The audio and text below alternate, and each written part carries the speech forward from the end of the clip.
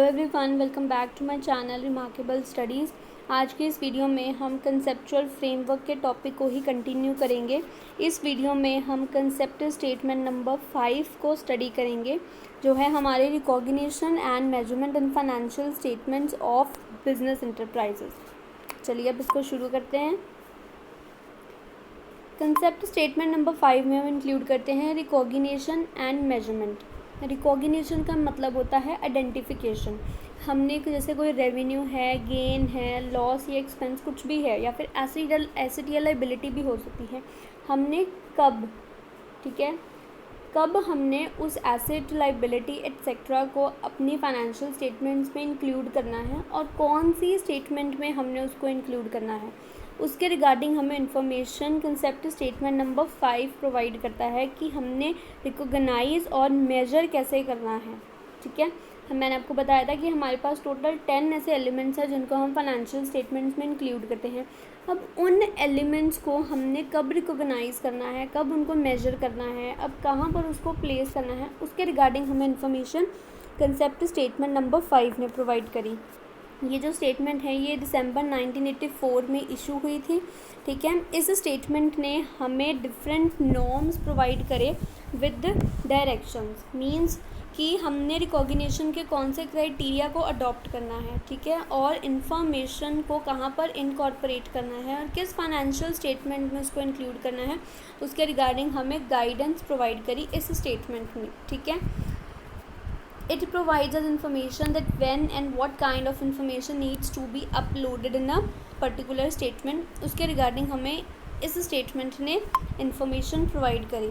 और हमारे जो मेजरमेंट है उसके साथ कौन से ऐसे क्लोजली रिलेटेड इश्यूज़ हैं जो रिकॉग्निशन के साथ रिलेट करते हैं, उनके रिगार्डिंग भी इंफॉर्मेशन हमें इसी स्टेटमेंट ने प्रोवाइड करी। रिकॉग्निशन एक प्रोसेस होता है which relates to the incorporation of asset, liability, expense, revenue.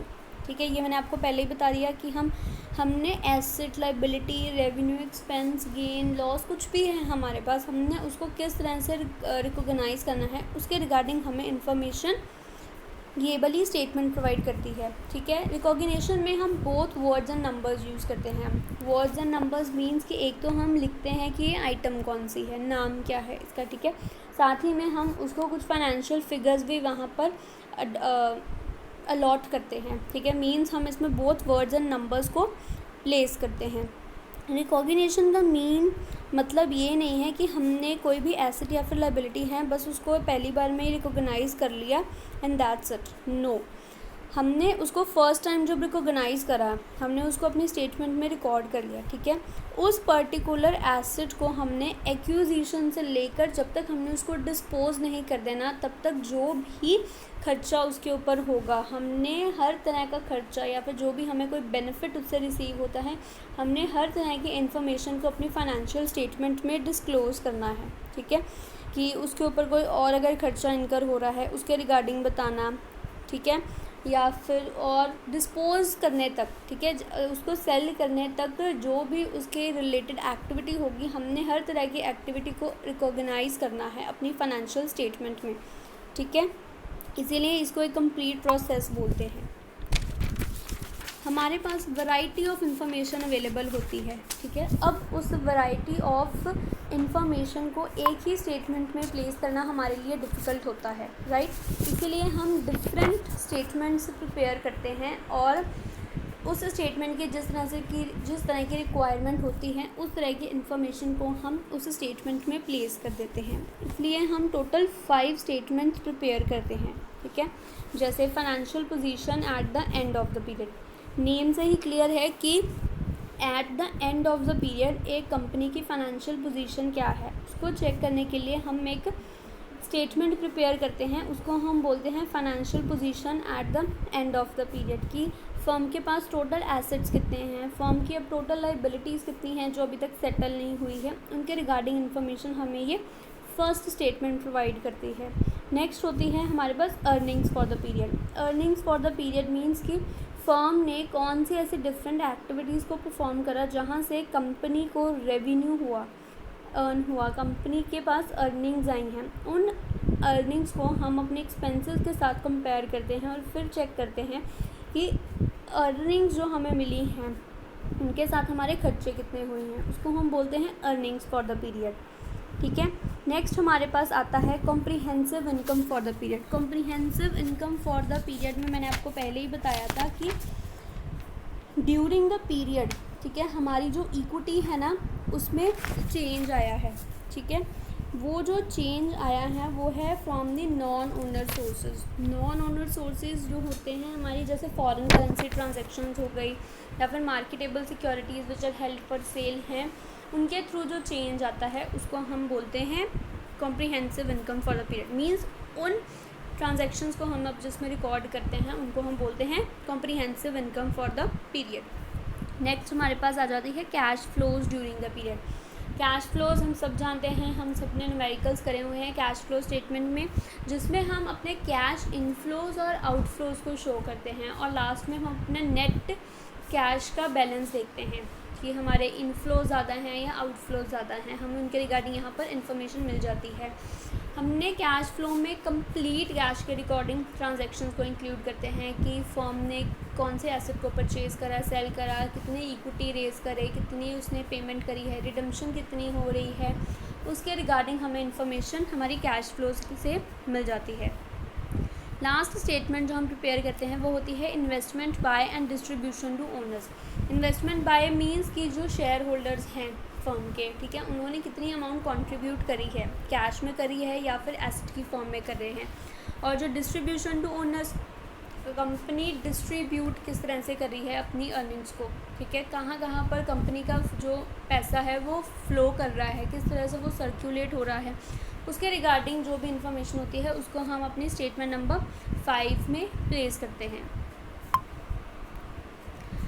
अब ये जितनी भी हमने स्टेटमेंट प्रिपेयर करी, 5 स्टेटमेंट्स हैं, अगर हम कहें कि हम एक ही स्टेटमेंट को स्टडी करेंगे, ठीक है, सिर्फ एक स्टेटमेंट, वो जो एक स्टेटमेंट हमें थॉरो इन्फॉर्मेशन प्रोवाइड नहीं करेगी हमारी फर्म के रिगार्डिंग। कंप्लीट पिक्चर को गैदर करने के लिए, कंप्लीट इन्फॉर्मेशन को ग्रैब करने के लिए ये फॉरमोस्ट रिक्वायरमेंट है, एटलीस्ट 2 स्टेटमेंट्स तो हमें कंपेयर करनी ही पड़ेंगी, फिर हमें हमारी एग्जैक्ट पोजीशन के बारे में पता चलेगा।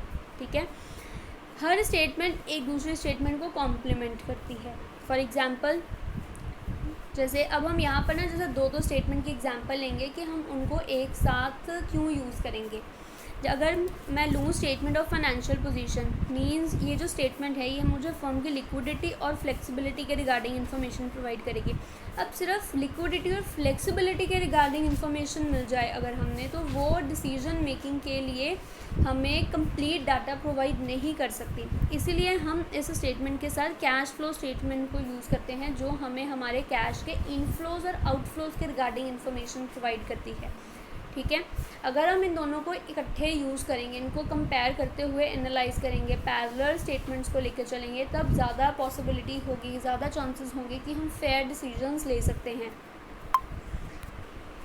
ऐसे ही सेकंड है इसमें कि अगर मैं कॉम्प्रिहेंसिव इनकम या फिर अकेली स्टेटमेंट ऑफ अर्निंग्स को ही कंपेयर करूं, ठीक है, ये मुझे फर्म की प्रॉफिटेबिलिटी के बारे में इंफॉर्मेशन प्रोवाइड करते हैं। कॉम्प्रिहेंसिव इनकम प्रोवाइड करेगा नॉन ओनर सोर्सेज और अर्निंग्स मुझे इन्फॉर्मेशन प्रोवाइड करेगा कि कौन सी कंपनी फर्म कौन सी एक्टिविटीज़ को परफॉर्म करती है जहाँ से उनको रेवेन्यू जनरेट होता है। अब यही सफिशेंट नहीं है किसी भी फर्म के लिए। ठीक है, इसको अगर हम अपनी फाइनेंशियल स्टेटमेंट, जो हमें स्टेटमेंट ऑफ फाइनेंशियल पोजीशन है, अगर हम इसके साथ उसको क्लब कर दें तो ये हमें ज़्यादा अच्छी इन्फॉर्मेशन प्रोवाइड करेगा। ठीक है, स्टेटमेंट ऑफ फाइनेंशियल पोजीशन में हम एक तरह से अपनी बैलेंस शीट को इंक्लूड करते हैं, ठीक है, और जिससे हमें हमारे एसेट्स, लायबिलिटी और इक्विटी के बारे में इंफॉर्मेशन मिल जाती है हमारी फर्म के रिगार्डिंग। इसी तरह से थर्ड एग्जाम्पल है मेरे पास statement of investment by and distribution to owners. ठीक है, ये जो स्टेटमेंट है ये मुझे वैल्यूएबल इन्फॉर्मेशन प्रोवाइड करती है मेरे एसेट, लायबिलिटी या फिर जो नेट इक्विटी हम जिसको बोलते हैं उसमें इंक्रीज़ हुआ है या डिक्रीज़ उसको चेक करने में। ठीक है, अब सिर्फ इसी को ही अगर मैं एनालाइज़ करूँ तो ये भी सफिशेंट नहीं है डिसीजन मेकिंग पर्पसेस के लिए, इसलिए हम इसके साथ अपनी स्टेटमेंट ऑफ अर्निंग्स और कॉम्प्रिहेंसिव इनकम की जो स्टेटमेंट होगी हम उनको यूज़ करते हैं। ठीक है, इससे हमें ये पता चला कि एक ही स्टेटमेंट को एनालाइज करना इनफ नहीं है हमारे लिए। अगर हम डिफरेंट 5 स्टेटमेंट्स को प्रिपेयर करते हैं, उन सभी का अपना एक मोटिव है, अपना एक ऑब्जेक्टिव है, जिनके कारण हम उनको प्रिपेयर करते हैं। सभी को हमने पैरेलल लेकर चलना है, सभी को हमने प्रिपेयर करने के टाइम ड्यू इम्पोर्टेंस प्रोवाइड करनी है। कहीं ऐसा ना हो कि एक स्टेटमेंट को अच्छे से प्रिपेयर करते हुए हमें दूसरी स्टेटमेंट में इंक्लूड होने वाले इंपॉर्टेंट फैक्टर्स या फिर कंपोनेंट्स को एक्सक्लूड कर दें अपनी स्टेटमेंट से। नेक्स्ट आता है इसमें हमारे पास instructions for recognising revenue and gain. ठीक है, हमने रेवेन्यू और गेन्स को कब रिकॉग्नाइज करना है अपनी स्टेटमेंट में, ये अब हमें यहाँ पर उसके रिगार्डिंग इंफॉर्मेशन प्रोवाइड करते हैं। रेवेन्यू एंड गेन्स की जब हम बात करते हैं उस टाइम पर हमारे पास 2 कंसेप्ट आते हैं। ठीक है, एक होता है रियलाइज्ड और रियलाइजेबल। ठीक है, नेक्स्ट जो होता है हमारे पास वो होता है अर्न्ड। ठीक है, पहले हम रियलाइज्ड और रियलाइजेबल को स्टडी करते हैं। रेवेन्यू और गेन जब तक रियलाइज्ड या रियलाइजेबल नहीं होंगे, हमने तब तक उनको रिकॉग्नाइज नहीं करना। ठीक है, अब रियलाइज्ड क्या होता है, रियलाइजेबल क्या होता है। ठीक है, फर्म को जब एक्चुअल में एक इनकम अर्न होगी, ठीक है, फर्म को मिल रही है कोई इनकम, ठीक है, उसको हम बोलेंगे रियलाइज्ड। ठीक है, कंपनी ने अपने टास्क को परफॉर्म करा या फिर अपनी कोर एक्टिविटी को परफॉर्म करा, ठीक है, अब उससे फर्म को रेवेन्यू जनरेट होगा। वो जो कैश उसका एक्सपेक्टेड होगा, the cash that company expect to receive is called realisable. ठीक है, जब तक हमारा कैश हमें अर्न नहीं होगा तब तक हम उसको रिकॉग्नाइज नहीं करेंगे अपनी स्टेटमेंट में। ठीक है, जब तक ध्यान रखना है आपने, जब तक हमें हमारे रेवेन्यू या फिर गेन जो हैं, जो हमारी अर्निंग्स का एक इम्पॉर्टेंट कंपोनेंट होते हैं, जब तक वो हमें रियलाइज्ड या फिर रियलाइजेबल नहीं होंगे, हमने तब तक उनको अपनी स्टेटमेंट में रिकॉग्नाइज नहीं करना। नेक्स्ट इसमें कंपोनेंट आ जाता है अर्न्ड। अर्न्ड मीन्स कि कंपनी ने कोई सर्विस प्रोवाइड करी, ठीक है, वहाँ से जो उसको इनकम होगी वो अर्नड इनकम होगी। या फिर कंपनी अपने प्रोडक्ट सेल कर रही है और वो उस सेलिंग के ड्यूरिंग जब ओनरशिप ट्रांसफ़र हो जाएगी from the seller to buyer, ठीक है, वहाँ पर हमने उस इनकम को अर्नड डिफ़ाइन करना है। तब तक हमने अपने रेवेन्यू को रिकॉग्नाइज नहीं करना जब तक वो रेवेन्यू हमारा अर्न नहीं हो जाता। ठीक है, फर्म कुछ एक्टिविटीज़ है उसको कंप्लीट करती है। ठीक है, उन एक्टिविटीज़ को कंप्लीट करने के बाद फर्म को कुछ बेनिफिट्स रिसीव होते हैं। वो जो बेनिफिट्स होते हैं वो हमारा रेवेन्यू का पार्ट बनती हैं। जब वो एक्टिविटी परफॉर्म होगी तब जो हमें इनकम मिलेगी, ठीक है, उसको हम अर्नड इनकम बोलेंगे। नेक्स्ट है इसमें instructions for the expenses and losses. जैसे हमने रेवेन्यू और गेन को कब रिकॉग्नाइज करना है उसके रिगार्डिंग इन्फॉर्मेशन को पढ़ा, ऐसे ही हमारे पास एक्सपेंसेस और लॉसेस होते हैं कि हमने कब एक्सपेंसेस और लॉसेस को रिकॉग्नाइज करना है। एक्सपेंसेस को हमने तब रिकॉग्नाइज करना है कि जब हमें कुछ इकोनॉमिक बेनिफिट्स रिसीव होंगे। ठीक है, एक्सपेंसेस मैंने आपको बताया कि वो वाले खर्चे की जो हमारी फर्म होती है उसकी एक कोर एक्टिविटी है, उस एक्टिविटी को परफॉर्म करने के लिए जो हमारे खर्चे होते हैं उनको हम एक्सपेंसेस में इंक्लूड करते हैं। ठीक है, जब फर्म को इकोनॉमिक बेनिफिट्स रिसीव होंगे जो उसको रिसीव हुए हैं रेवेन्यू को अर्न करने के लिए, तब जो खर्चे हैं तब हमने उन एक्सपेंसेस को रिकॉग्नाइज करना है। ठीक है, ऐसे ही हमारे पास होते हैं लॉसेस। लॉसेस को हमने तब रिकॉग्नाइज करना है कि जब हमारे पास ये प्रूफ हो कि जो हमारी लाइबिलिटीज़ हैं, ठीक है, वो इंक्रीज़ हो गई हैं विदाउट द इकोनॉमिक बेनिफिट्स। ठीक है, या फिर जो हमारे फ्यूचर इकोनॉमिक बेनिफिट्स होने थे, जो हमें एक एसेट से रिसीव होने थे, वो रिड्यूस हो गए हैं या फिर एलिमिनेट हो गए हैं, या फिर हमारी लाइबिलिटीज़ और नई इनकर हो गई हैं, इंक्रीज़ हो गई हैं लाइबिलिटीज़, जिनके इंक्रीज़ होने से हमने कोई भी इकोनॉमिक बेनिफिट नहीं मिला। जब ये प्रूव हो जाएगा तब हम उसको अपने लॉसेस में रिकॉग्नाइज करेंगे।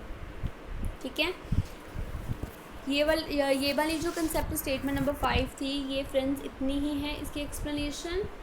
आई होप आपको अब ये कंसेप्ट क्लियर हो गया होगा। अगर आपने अभी तक मेरे चैनल को सब्सक्राइब नहीं करा है तो प्लीज़ उसको सब्सक्राइब करें, जिससे मेरी हर लेटेस्ट वीडियो की नोटिफिकेशन आपको मिल जाए।